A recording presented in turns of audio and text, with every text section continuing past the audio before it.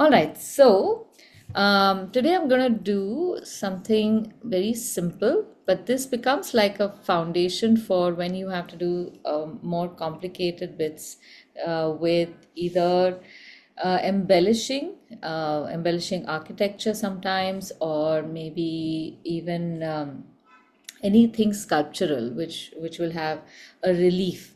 So there are often problems with this where you first need to be able to draw that and then also render it as if it were in 3D.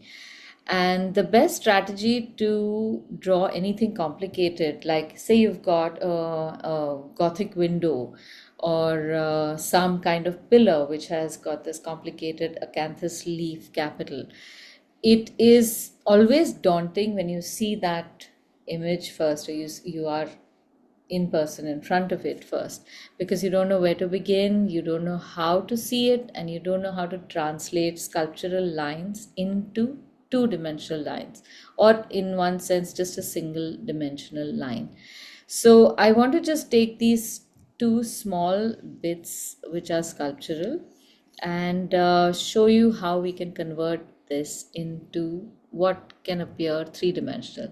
Then the principles remain the same, and you can apply this to whatever element you want to, however complicated it becomes once you know how to read the lines. So this one, this is called the Tudor rose. This is a very popular motif used for any kind of British establishment, because this flower is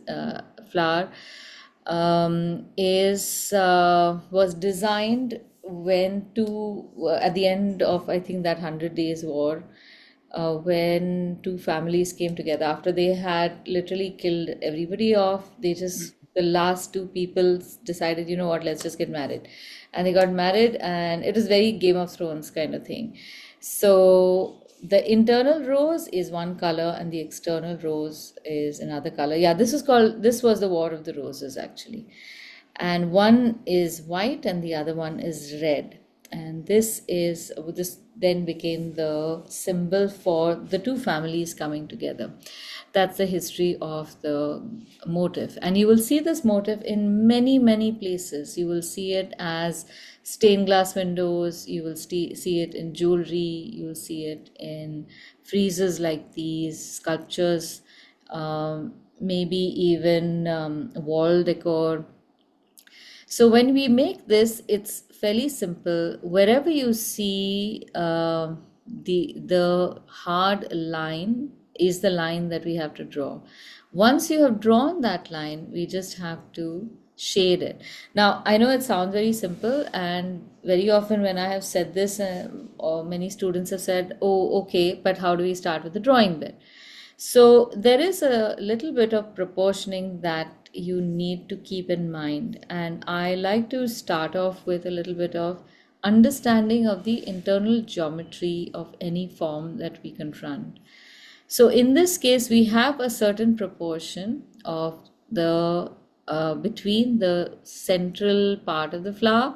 Then with respect to that, what is the size and shape of the internal petals, the external petals, the directions in which the lines are drawn, so on and so forth. Excuse me. So when you have a photograph in front of you, it becomes relatively easy to see these proportions. So I'll start off with making a circle for the center, and this will become our unit. Based on this unit, we will then draw the rest of the circles as well.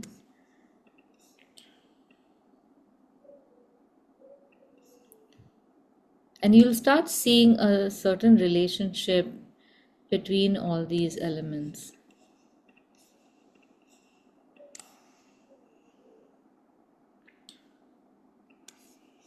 Now, normally when you will draw this as part of an urban sketching project or something, you're not going to go through all of this.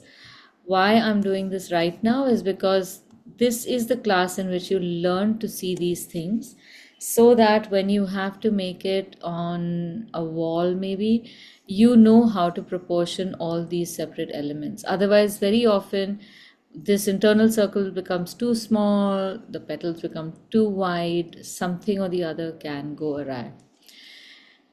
Okay, now as we see it, we can figure out what the proportion of the spaces between these three circles is. So if I were to draw a line that becomes the diameter of the internal circle,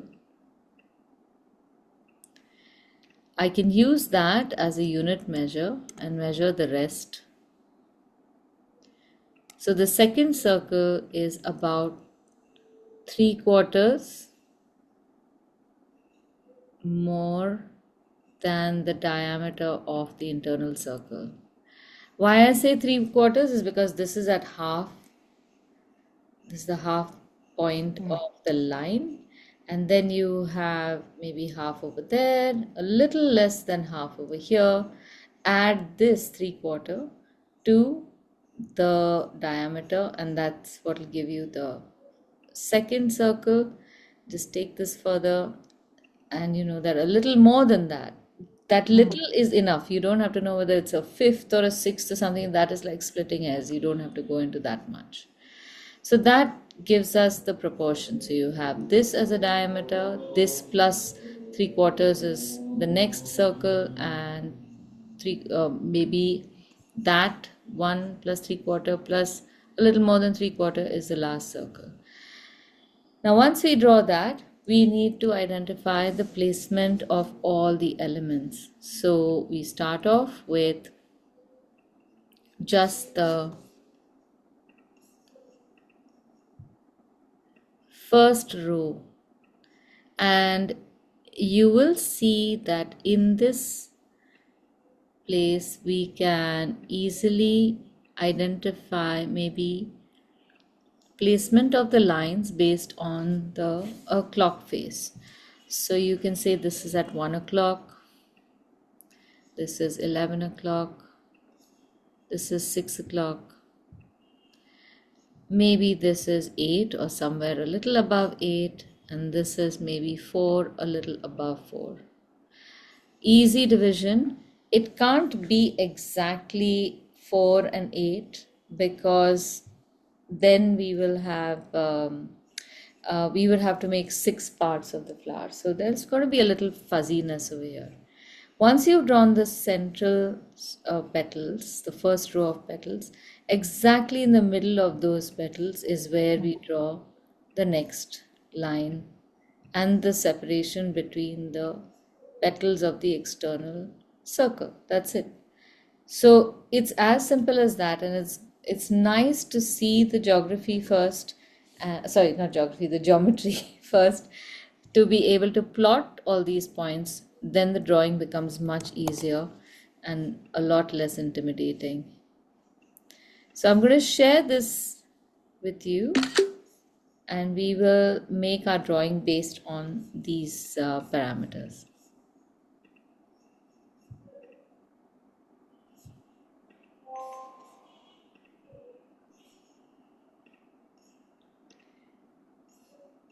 Okay.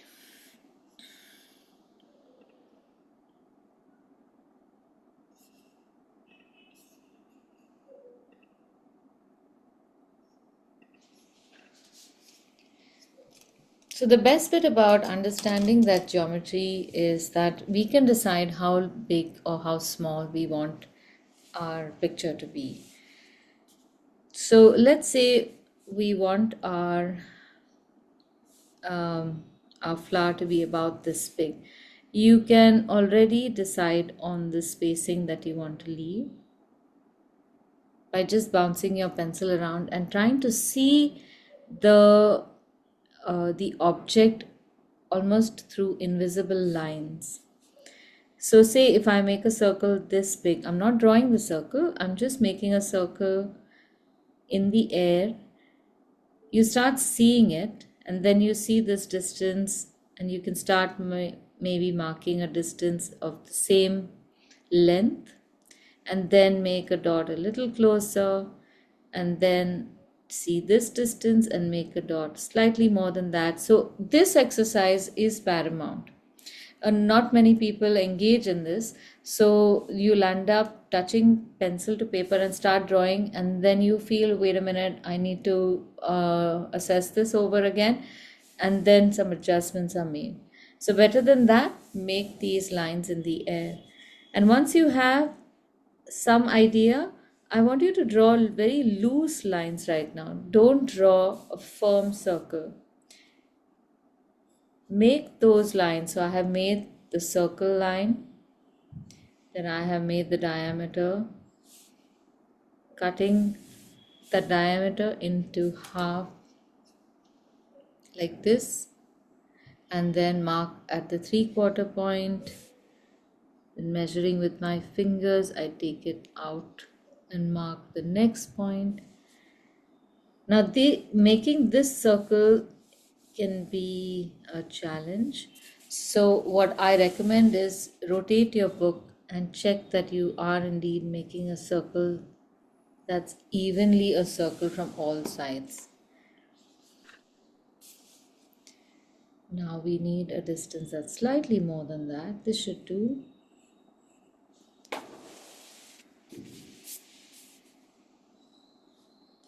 So all these things, drawing circles, drawing a set of concentric circles, seeing measurements, seeing the invisible distances, this is all part of the exercise, not just the end result.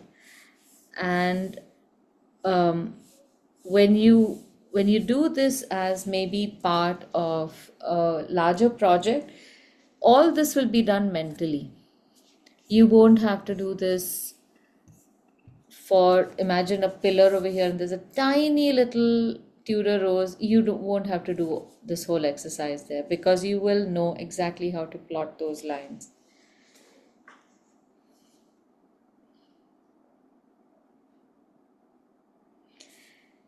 Okay. Now let's mark that 11 o'clock. Now even for the clock face, you can mark all the o'clock positions. So you have 12 and 6, 9 and 3. Just make sure that the lines go through the center. Once you see this arc, you can divide it into two parts very easily. Sorry, three parts by making two lines through it.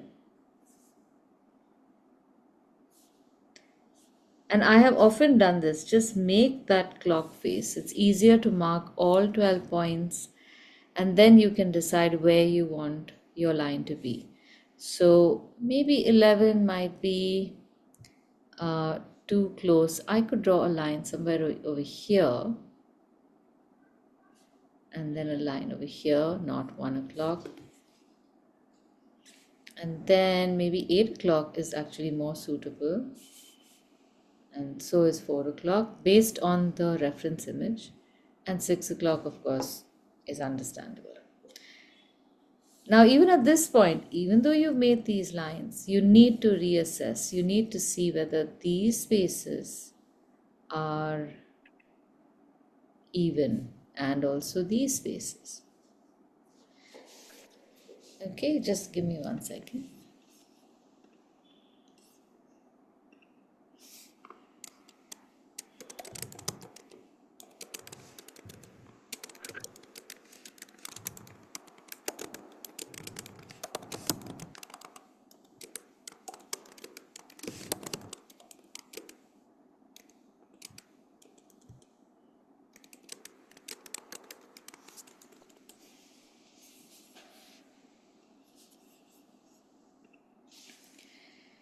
Okay, now we come to the shape. So again, the shape of the petal looks simple enough until you start drawing it, and then your lines go all wonky. So break that shape up as well. So the first part is, let's just make these V shapes at each of these junctions, just the shape, the outer shape. It's easier to manage a single curve than to draw a very complicated curve. So it starts off from one point and it curls up in opposite directions. And again, at this stage, I feel I can reassess my lines because now I'm getting a better sense of the size of my petals. And if they're not looking equal, I can make changes.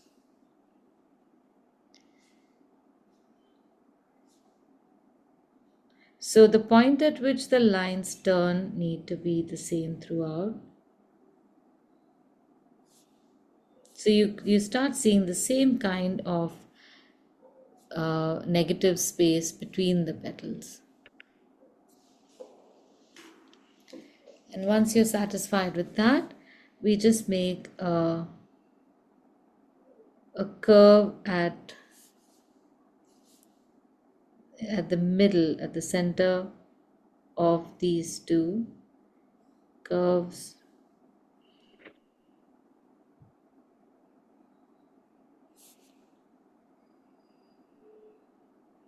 Which is like a double compound curve.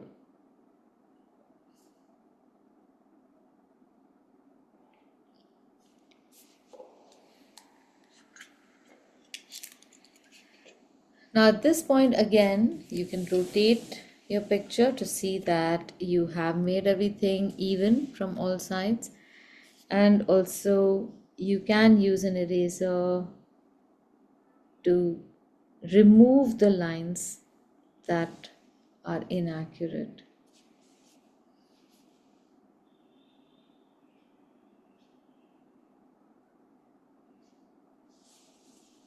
Oh, I got only 4 petals. Okay. So tell me, have you made these divisions at 11, 1, 8, 4, and 6?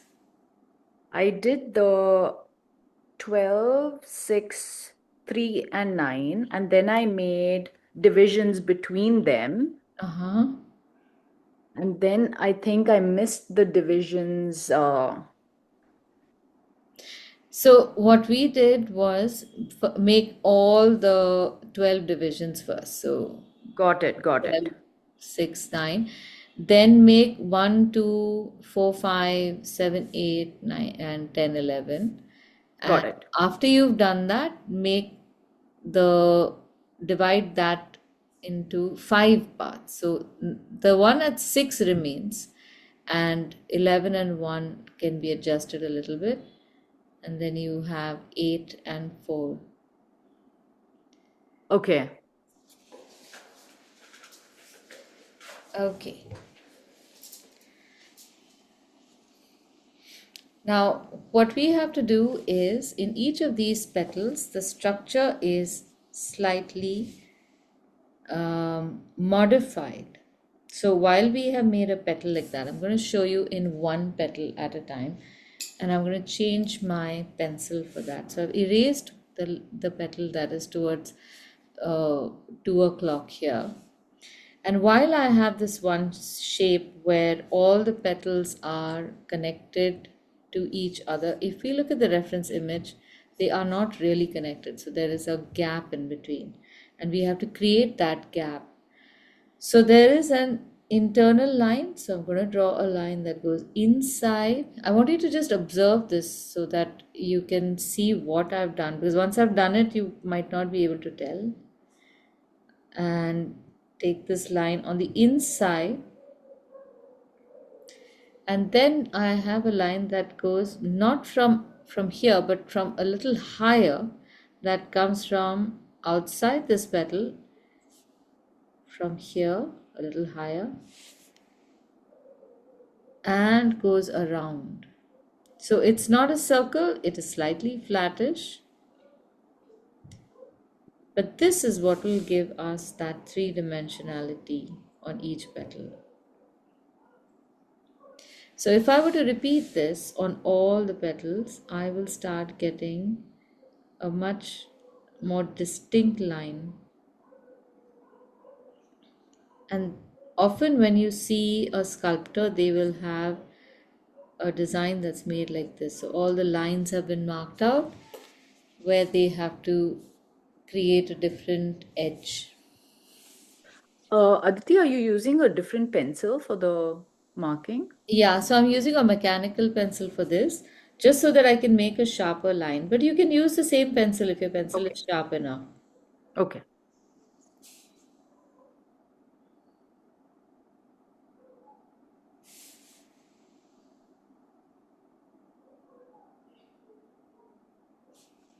So just pay attention to the fact that the distance between these lines also needs to remain constant. So this is one reason why I do the detailing separately, because there's so much lovely, uh, I guess, more intimate connection with the design when you do just the detail of one part of it.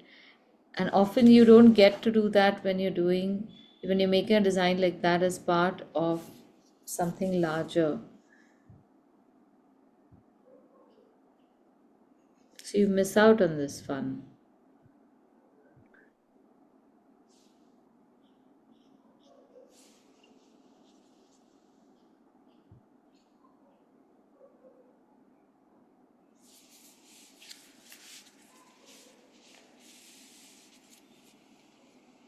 So I just want you to see this. Now, even in this petal, when I look at the petal from the side, this looks fine.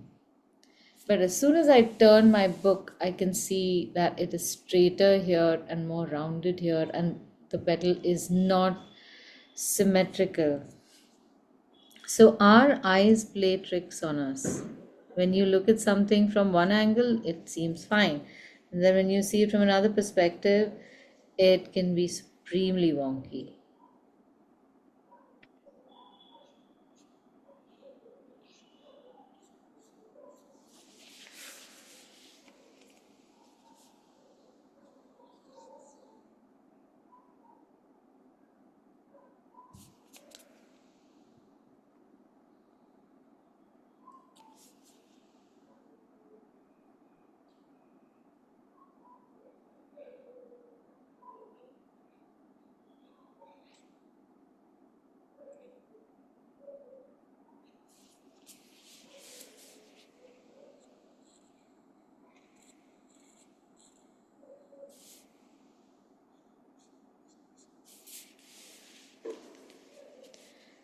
Okay, I'm still not 100% satisfied. Some petals are small, some petals are large, but that's okay now.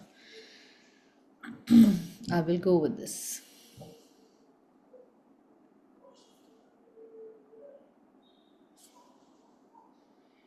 Alright, so now we can erase the markers on the first circle.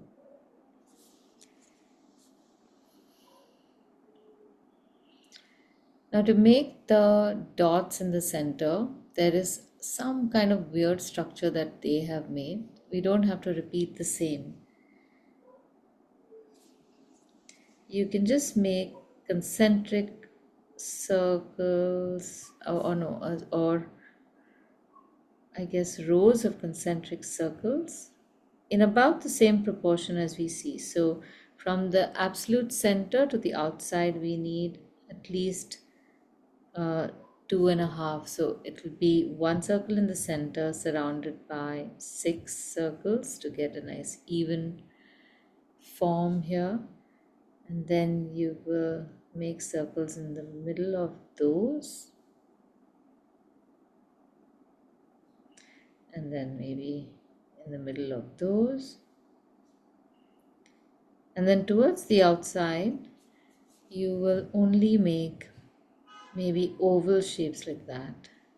But try to keep them regular. So some will be, the spaces in between will give you slightly longer ovals, whereas when the oval comes right on top of another circle, it may not be as long.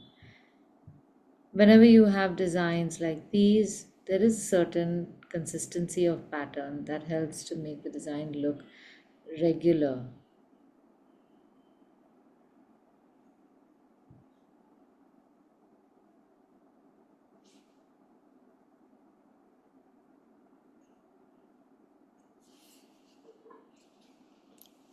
I think it's become too many, but we'll go with this.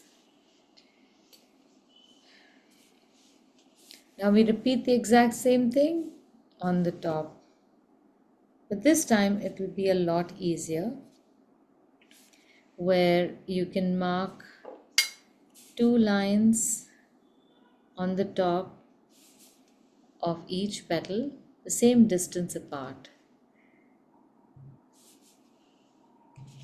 Or you could actually start from just one point in the center. Sorry, excuse me. We can do it this way. That might be slightly easier.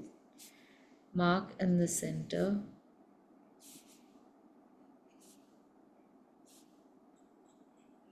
And the petal we make now with this will be the outside petal. So turn this exactly the same way.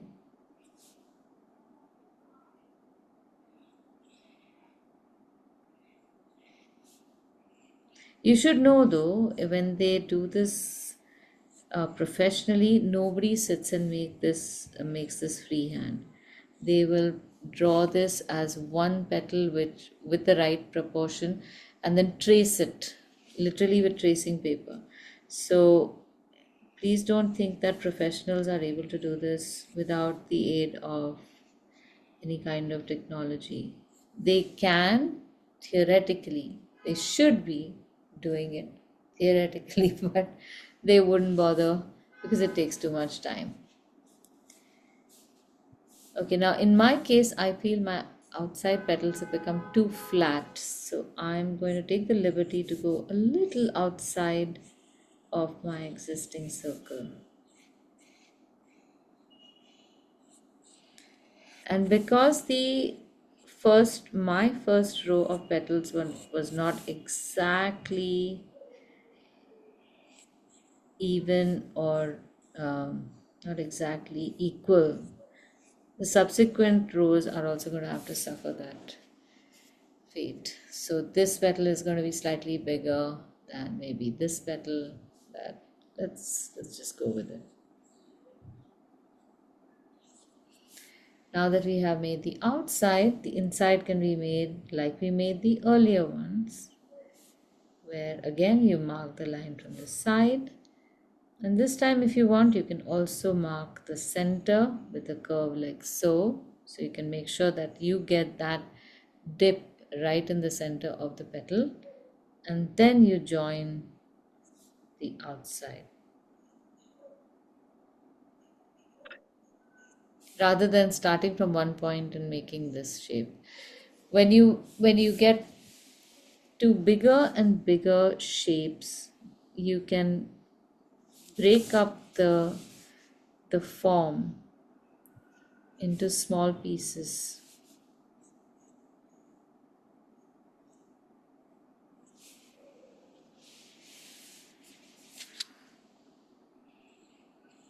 And also, if you have the same form repeating everywhere, it helps to make that part of that line or that form in all places at the same time.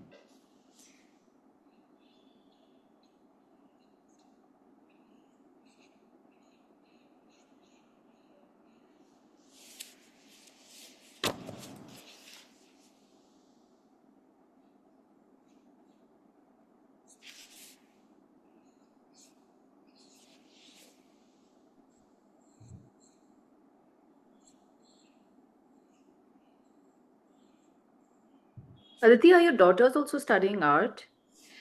No. One of them is studying filmmaking though. Oh, I, okay. Some so form of art. Yeah, I guess so. Although I had not expected her to be the one. The older one does do a lot of art. You should see her notes. She's studying psychology. She has the most beautiful psychology notes ever seen, I think. Even her teachers are using that for their classes, for the next class. Oh, I see. Yeah, she's a great note taker. I should that bit. I mean, they have learned practical art from me. At least she has, the older one.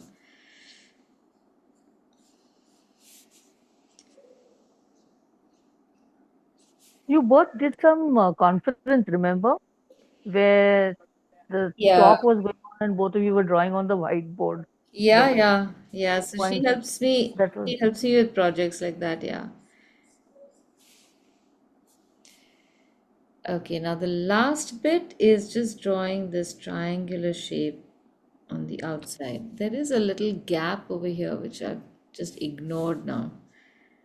So even for the outside triangle, make it a rounded end, not very sharp pointed end.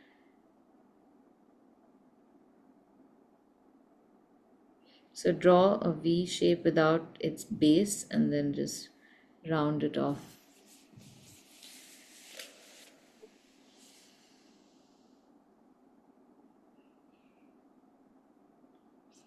I think with my daughters, they've just assumed that art is something that everyone just can do.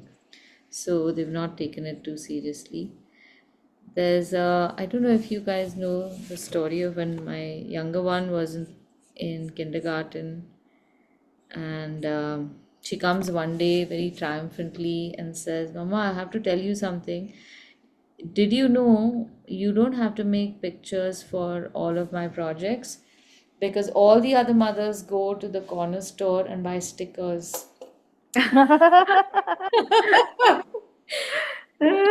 We can also buy stickers. You don't have to draw."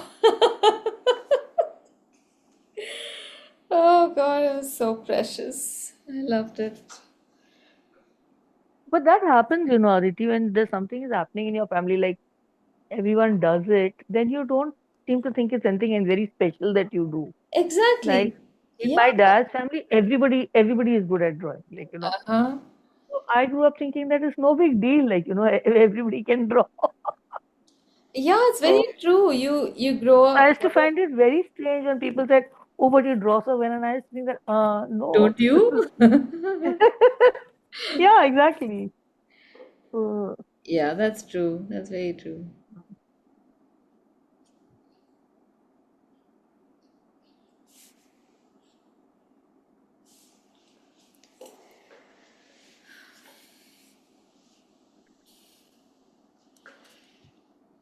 oh, I forgot to.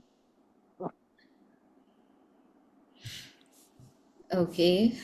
So I'm just also going to draw a double line along the outside of those triangular pieces. These are supposed to be the sepals of the rose.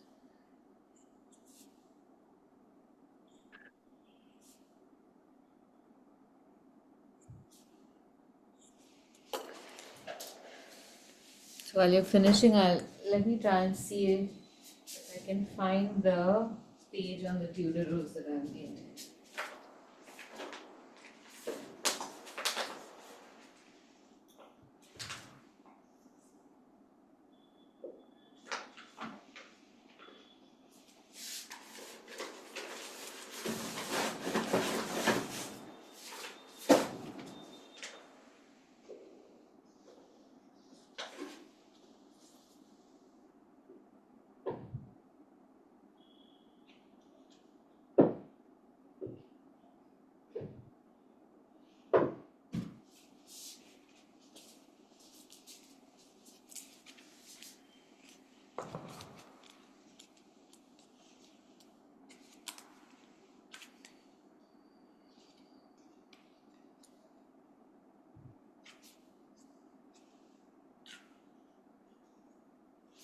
Yeah, this is the this is how it should be, Oh my gosh, Aditi. and this is the That's whole story. so pretty. 1483, War of the Roses. So this is Oh, that's really. between the Lancasters, who are the red rose, and the Yorks, who are the white rose. That is the story. They must be turning in their grave looking at mine right now. No. Charger come in.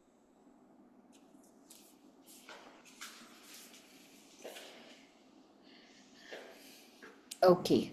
If you're done with part of it, I want to show you how to address the shading bit, because this part you can do in many different ways.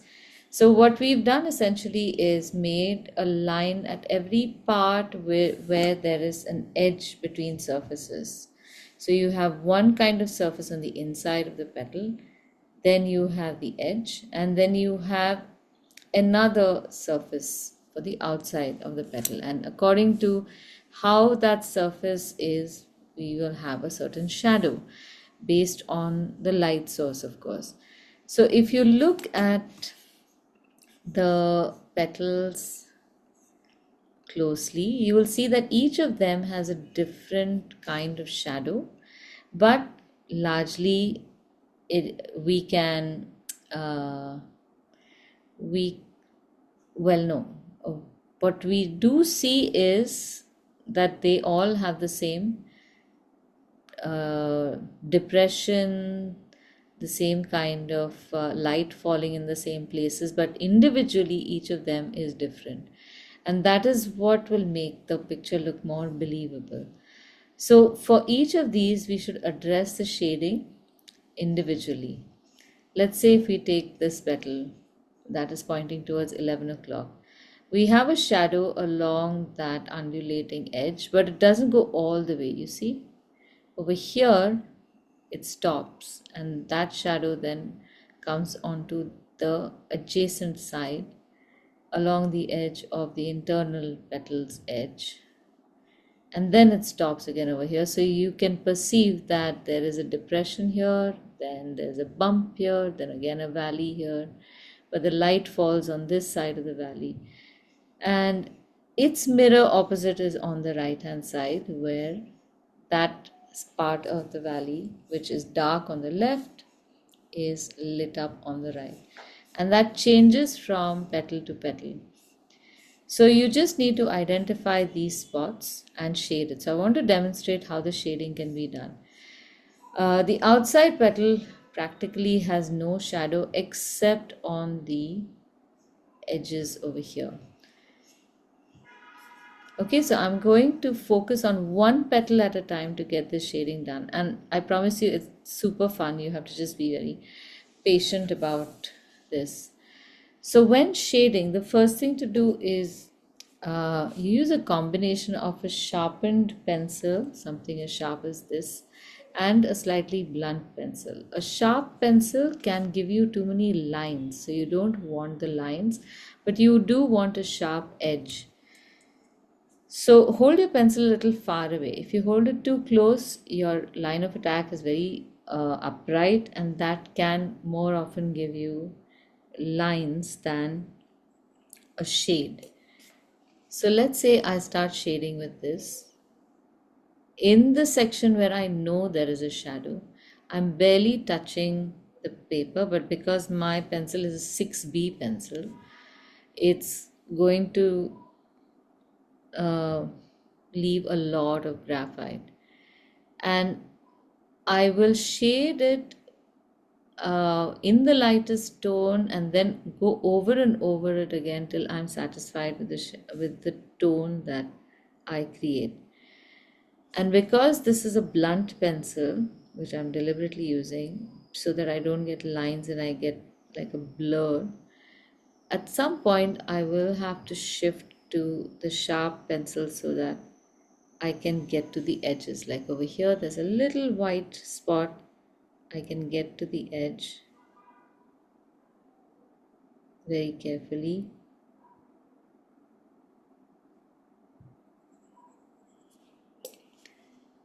And that effect starts showing little by little. So shading also needs a little bit of strength in your fingers and palms.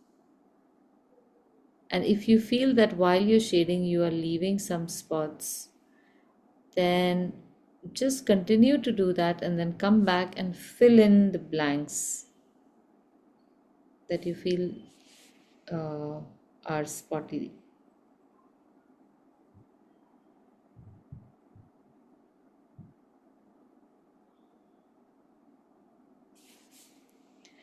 We don't have too many sharp lines here.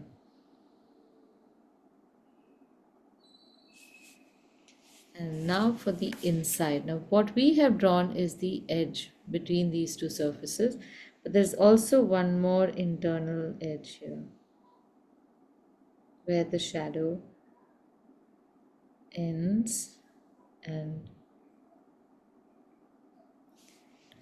jumps over to the outer side of that shape.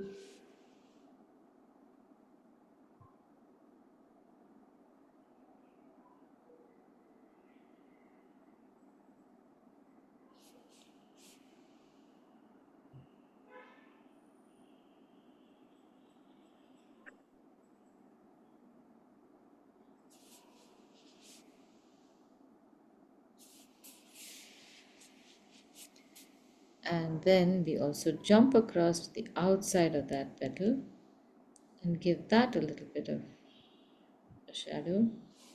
Bring it only up to the top here and then abandon that as well.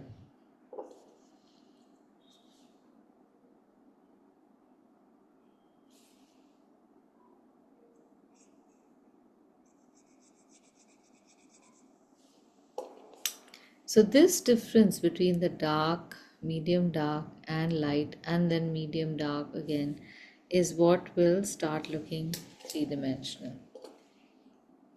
It's only a play of light.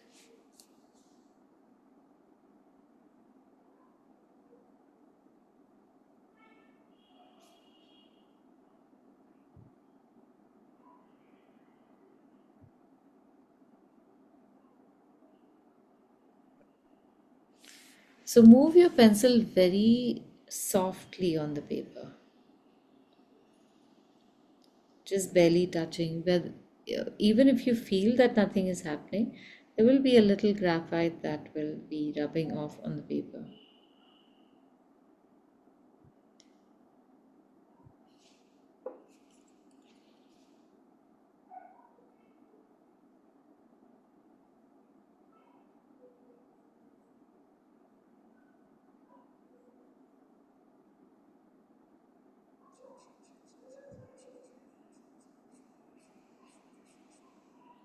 And the same thing continues on that little triangle shape outside. So there is a little seam or a ridge in the middle of the triangle as well.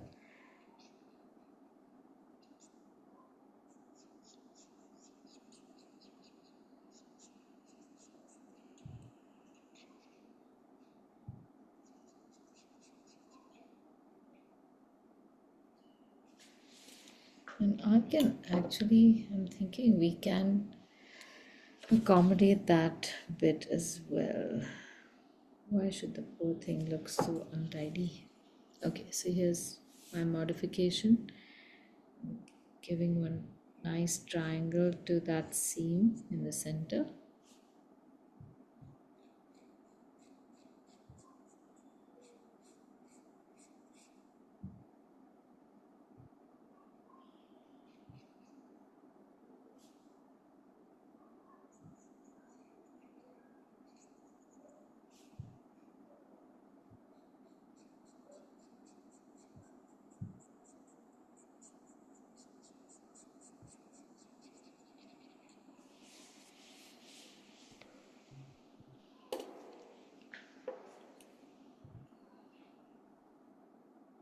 So wherever you have a slightly deeper shadow, you can go over and over it again with the same pressure on the pencil till you are satisfied with that tone.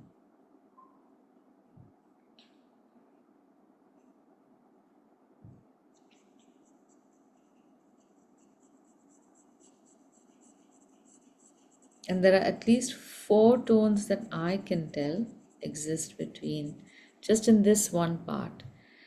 But that's again something that you can train yourself to identify.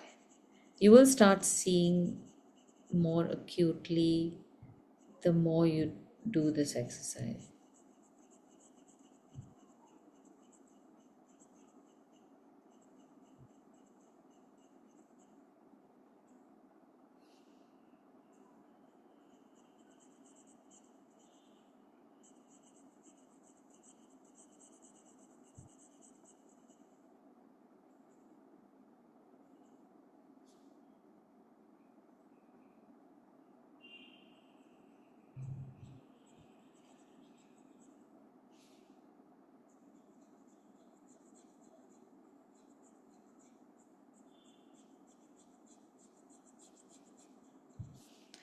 How are we doing?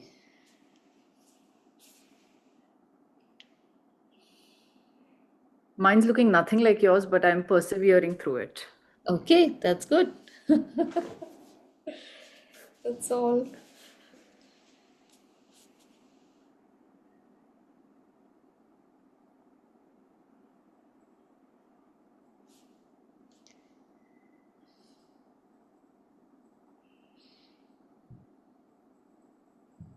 So the shading can sometimes throw you off a little bit, but we'll just continue and shade all the petals, and suddenly your design will emerge from that.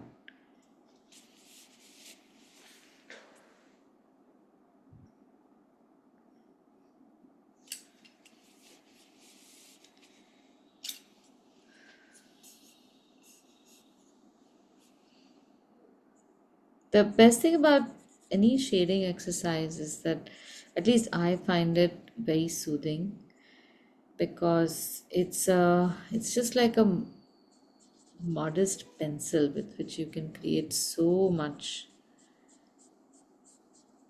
and it's a great thing to carry with you everywhere.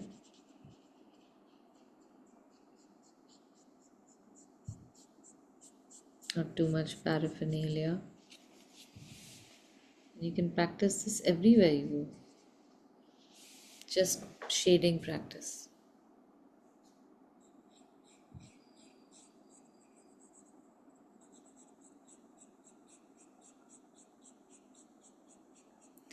The trick to even shading without feeling the need for a blending device is to not roll the pencil. As you shade, one side of the pencil starts eroding and becoming flat, and its cross section starts becoming bigger. And with that large cross section, you can make lines very close to each other, which will be softer because there won't be a very sharp edge, and they will blend better into each other also. So the trick is to not allow your hand to rotate the pencil.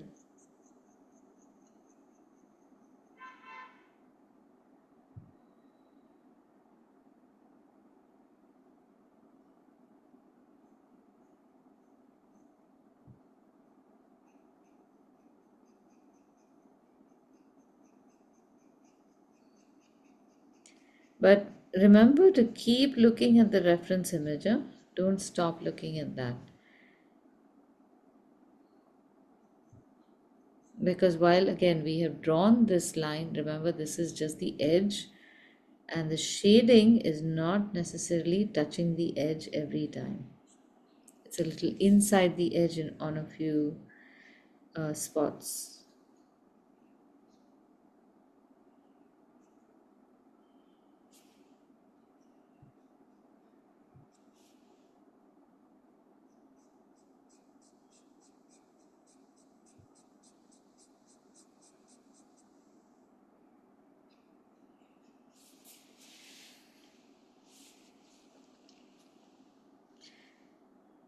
Now for the internal circle, this part is quite interesting, because here we need to make these look like spheres, and a sphere or a flattened sphere can be shaded like that. This is more maybe like a disc. So you can just shade a crescent shape like this and leave a highlight towards the top, almost like how we do berries,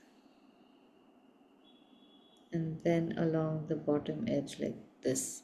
So if we do the same thing everywhere,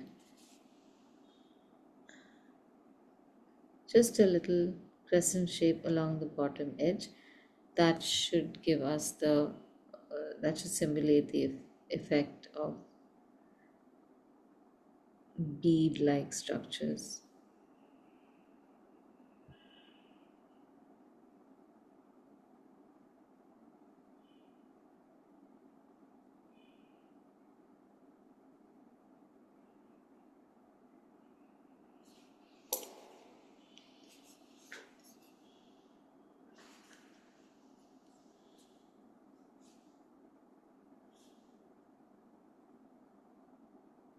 Aditi, I have to leave soon. Okay, I'm going to look at your recording. all right, not a problem. So, Alka, how are you placed?